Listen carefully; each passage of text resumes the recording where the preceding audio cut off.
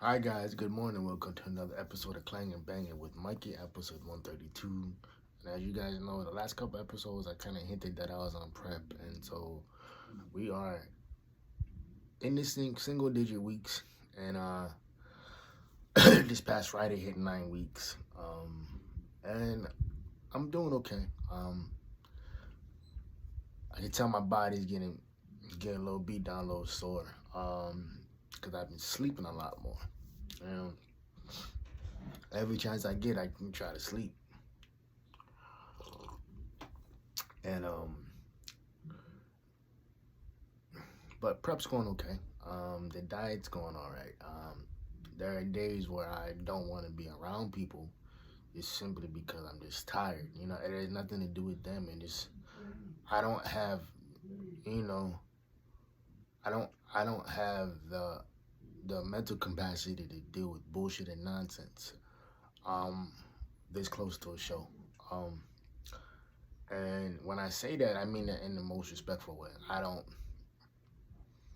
really engage with people in conversation unless it's somebody that I really, really fuck with, but most of the time, the people that I fuck with, like they're not talking nonsense. I'm talking to people who talk nonsense 24/7, or who just don't know how to read a room and just shut the fuck up. Other than that, man, like I said, doing all right. These next couple 9, 8 weeks is gonna be interesting, man, because I can already see my body changing. And the diet is still the same. This prep, what I've done, I've actually kept carbs in. Um, because the first couple shows that I did, I would go on a keto diet. Well, the first show I had, that I did, I went on a keto diet simply because I was coming down from, I was like 195. Yeah, came down from 195 all the way to about 130, 135. So 60, 65 pounds in a year. Yeah, that's how long I prep for. I um I I have it all written down. What it is, I have this picture that I always post. It has the time, state, and the date that I took it. So I believe I want to say it's July 2017, and the photo has the weight on it, and it says 174 .5. Um, 3 4 months prior to that, I was 195, close to 200, and I knew that if I didn't do something, it was gonna get worse and worse and worse. Like I had to tell myself, like, yo, it's like you in the gym all the goddamn time, bro. Why the fuck you look like this? You know, or here I am preaching what people should do fitness wise, and it doesn't look like I follow the same regimen, right? So I was a hypocrite, and I literally went to the grocery store like that day after work, and I didn't really know what I was doing nutrition wise. All I knew was that all the shit I was doing wasn't working. So what I did, I substituted, you know, unhealthy shit for healthy shit, like soup, sweet potatoes, broccoli, chicken, all that shit. And again, I didn't really know what I was doing diet wise. I just know I had to do something. And within those 3 to 4 months, I lost those aforementioned 20 pounds. And then I linked up with a guy that I've known he's known me since I was like 19, but he's one of the first dudes in the gym, who kind of took me under his wing, and he did uh he did contests, and he did diets and everything. And I said, yo, well, I want to do a show. Let's do a show. And he's okay, cool. Meet me for a consultation, and we'll get everything banged out. So we did. I followed the diet to the T the first time, and it sucked. The last like couple months out, because I was strictly no carbohydrates, and it's like I remember there were days where I was like, yo, I'm so fucking hungry. It's like but I was eating, but I wasn't full because there was no energy sources that my body could run off, right? And I remember texting him like, "Yo, can I have some carbs or something?" Because I was just going through it. And then he simply said like, "Yo, no carbs, there's no carbs." You know, he's like, embrace the suffering. He's like, I know it sucks, but it's like at the end of the day, you know, like you're gonna look amazing. And I did. Um, it was the hardest thing to ever do. But I looked amazing. My body just transformed. You know, not just on my body, but just my mental too. And then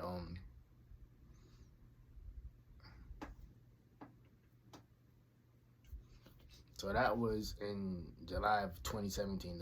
The show was April of 2018, and that was interesting because I had unbeknownst to nobody knew that I was moving, and so I had applied to graduate school like 2 or 3 places. Uh, Ended up getting uh, one of them. I got in based off a continuous, meaning that I would have to take courses there and apply to the grad school. And I'm thinking, okay, cool. You know, from my understanding, you take the courses and boom, you know, you get into graduate school. Um, anyway, that wasn't the case.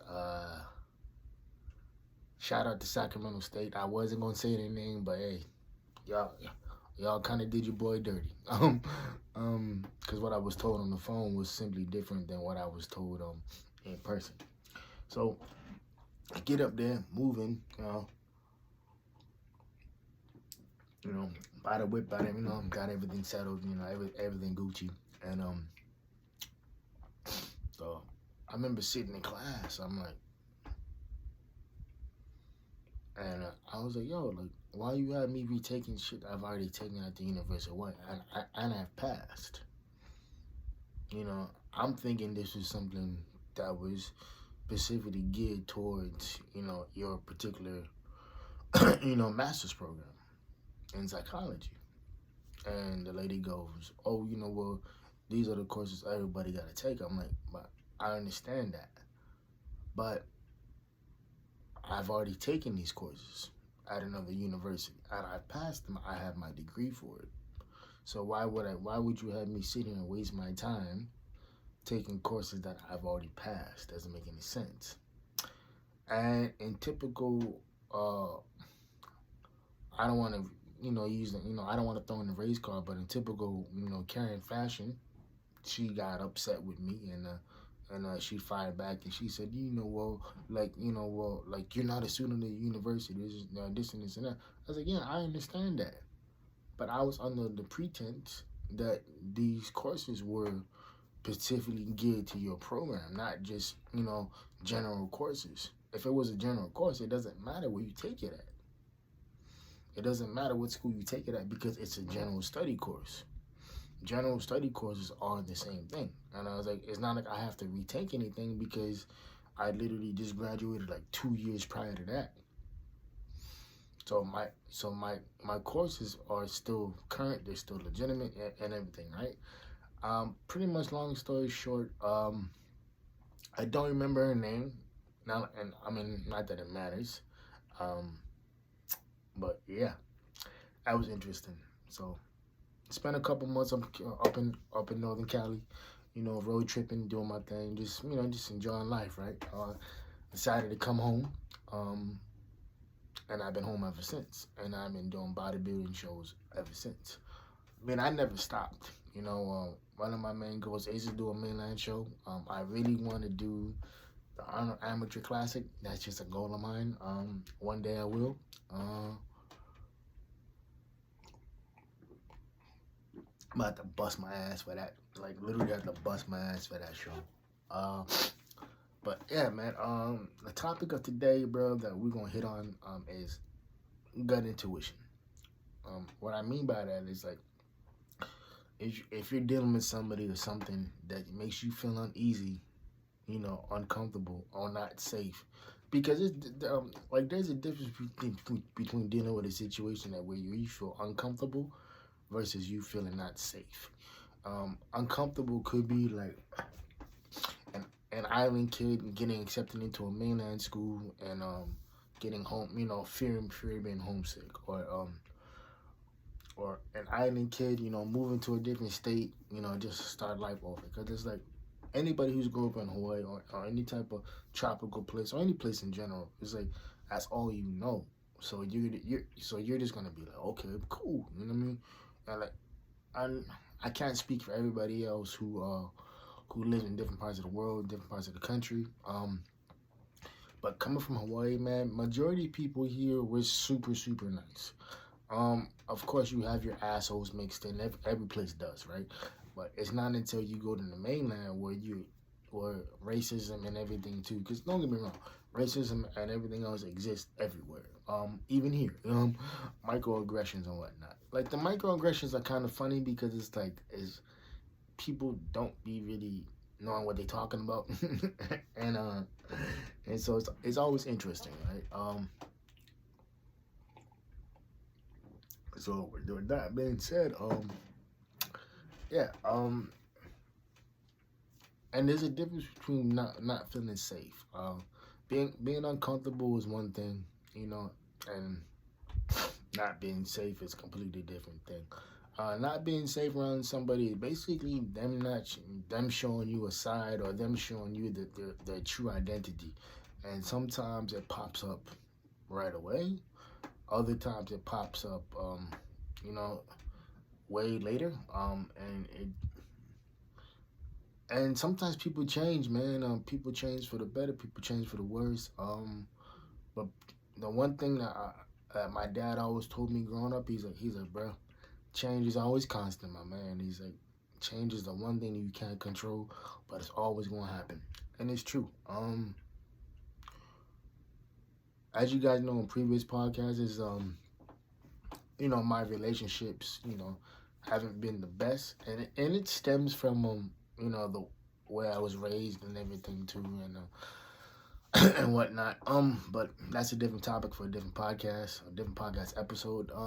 But yeah, gut intuition, man, it never lies. Listen to it. You know, if somebody's not being genuine with you or not being upfront with you, you can, you can tell.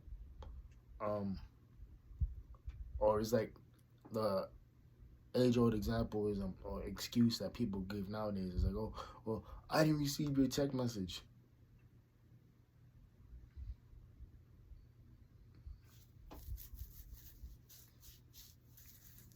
Hmm. You didn't receive a text message, but yet you on social media posting and liking stories and shit. I mean, you say, yo, if and my thing is like, you ain't gotta lie, you know. Um, you don't have to lie, you don't have to make yourself look good or whatever it is. Because if you don't want to talk to a brother, let me know. Let me know so I can move accordingly. Because the last thing I want to do is waste, you know, um, waste my time and your time, and in a situation where it's not gonna go anywhere. Um, it's like one of the dudes I know. He knew I was talking to this one girl, and the conversation. You ever met somebody who was academically smart but just common sense wise just stupid? Yeah, just and it's not like I went out of my way to find out that she just lacked common sense. Like, like the more you talk to people, the more you find out about them. And that's pretty much what this situation was.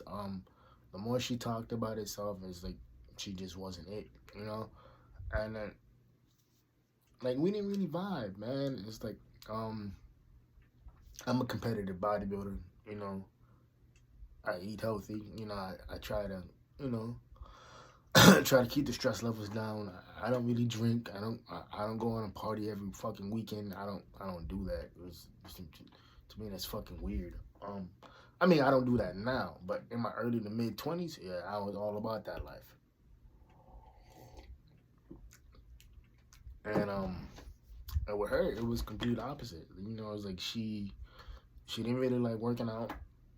you know, when I asked her why, she's like, well, I don't like people staring at me in the gym. I was like, well, have you seen yourself? Yeah, she's super attractive. She's super attractive. I was like, yo, it was like any heterosexual man would probably glance at you once or twice. Is it, and so anyway, the conversation wasn't really going anywhere, and so I would just or like I would ask questions, point A to point B questions, and she'd be like, huh, like she didn't get it, and then if I gotta break down something to make it even more simple for you, then you know, I can't do that. I'm not gonna rock with you because there's no point. And and then out of the blue, one of my partners, he hit me up on Snapchat. He's like, oh yeah, he's like, hey, well, oh, so and so got a man, this and this and that. And I'm thinking, who the fuck you talking about? And he told me, oh, you know what, that girl you was talking to. I was like, well, I figured that, you know, because when the conversation gets short with you, it's getting along with somebody else, So, but I'm old enough to realize that, where to go where I'm tolerated. I'd rather go where I'm, celebrated rather than tolerated. Because a lot of people be thinking that they celebrated, but they're not. They're not celebrated. They're tolerated. And my thing for me is like, I'ma always keep it above with people. The one thing people love about me is the honesty, and the one thing people dislike about me is that I'm too honest. Because a lot of the times I will sit there and be like, yo, okay, this is what you doing. Boom, boom, boom, boom, boom. And you need to stop playing the victim role because you're the one causing this shit. Like, I've seen people in situations not realize that, oh, what? Or so-and-so's doing this, so-and-so's doing that. I'm like, that's because you letting them. And they're like, what? So, yeah, you letting them do it. That's why they keep doing it. It has nothing to do with them. It has everything to do with the fact that you are letting them do it. So stop letting them have access. Again, it goes back to gut intuition. If you feel that something is off, or if you feel that something isn't 100% genuine, that's because it's not. Your body will tell you when something is up and up. Or you don't have to force anything, or whatever it is. Now, one thing I dislike about what a lot of people do, instead of letting the conversations flow naturally, or instead of letting conversations happen, they want to force things. This one girl I was talking to, this is years ago. I remember I had asked her, like, oh, it was something about trust or something, right? And she goes, well, oh, oh, well, oh, like, and she's like, oh, like, why do you think that? Boom, boom, boom, boom, boom, And when I got the text message, I text back like 20 minutes later, but she had like triple texted me. And she said, yeah, well, like, there's no need for explanation. Have a good night. I'm like, yo, I was driving. What you want a nigga to do? You know what I mean? It was like a text message can wait 20 minutes. Well, if you really wanted to have that conversation, you could have hit me up on the phone. You could have, we could have had an actual conversation. And but with me, dog, it's like, yeah, it's like I'm gonna ask questions because I want to know. It's like I'm never gonna sit there and pretend like I know what's going on because I don't. I'm never gonna sit there and be like, oh yeah, boom, boom, boom. Like, no, I ain't doing all that. But I think it's imperative to realize that a lot of people walk around not realizing that they're the cause of their own pain. And when I say that, it's like you can't play victim in every situation. A lot of the times you have to sit there and you have to realize that you're the cause of it. And a lot of people who play victim, they don't want to grow. In many arenas. Whether it's a job, whether it's relationships, whether it's friendships, because it's like, man, you outgrow a lot of people, man. It's like, and a lot of this shit happens naturally, It's not like you wake up one day and be like, oh, well, I'm gonna stop talking to so-and-so, this and this, and I was like, nah. I've had people that I've worked with, And I've never talked to them once I left that job. Because there's no point. There's no point for me to carry on a conversation with you because we were never friends. We were just, coworkers. We were there for one particular reason to get paid every 2 weeks, and that was that. Or when people hang out with other people who are confrontational or disrespectful or whatever it is, I personally stopped talking to them simply because of who you associate with. It's like, yo, it's like, I can't be around that because it's like, if you're okay with somebody being disrespectful or confrontational to somebody who didn't deserve it, then that says a lot about you too. I mean, I'm not saying that you're guilty by association, but if you cool with that, nah, I can't be cool with you. You know, and again, it goes back to basically gut intuition. If you feel that something is off, or you feel that somebody's not being genuine with you, it's going to show up. It's going to show up in ways that you probably don't realize it too. And I think paying attention to the energy around you and the environment that you're in, and the people that you with, because you always want to pay attention to people who are still broke, who are still doing the same thing, who are still complaining. Oh yeah, funny thing is too. Oh man, maybe it's just me getting older, but or whatever it is. But this one girl I was talking to, it was on social media, and then she was, oh boom, one day she's like, hey, well, like, well, like we was talking this and this and that. I was like, yo, okay, whatever. And then boom, out of the blue, she hits me with a cash app. I'm like, what's this for? And then she goes, oh, for compensation. And I'm like, you expect me to pay for conversation with you? No, I ain't doing that. And it's crazy to me how people think the shit is normal. It's like, oh, it's like, maybe you got cats who do that, who do that with you, but I ain't one of them, And then she had the nerve to call me broke, this and this and that. And I'm thinking, you don't know my situation at all. And if anything, if you're out there throwing out your cash app, then you're probably the one who's broken. Because if you're gonna charge niggas for every interaction that they have with you, then what's the point? Like, what's the point of them talking to you? Because all it's ever gonna be is transactional. But anyway, to wrap this up, man, gut intuition, man, it never lies, bro. I don't care what situation or what type of situation you're in, whether it's a personal, professional, whatever it is, it never lies. And it's okay to be uncomfortable in situations. It's never okay to be unsafe. Because like I said, being uncomfortable and being not feeling safe is two different things. Being uncomfortable means two things. That's you stepping out of your comfort zone and doing something new, or dating somebody new, or just doing something completely different, and growing and making the mistakes and becoming better.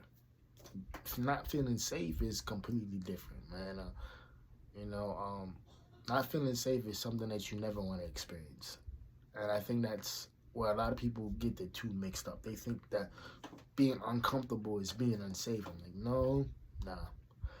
Because you can be comfortable around people who do heinous things, and you're not safe. You can be comfortable with people who rob niggas for a living, but you're not safe. But being uncomfortable with people, what I mean that is, it's more of a mental and emotional type of thing.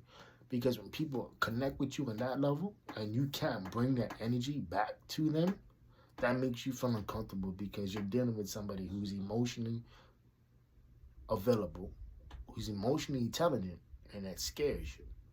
And brothers like me who are that, who are emotionally intelligent and who are emotionally available and who do talk about their emotions.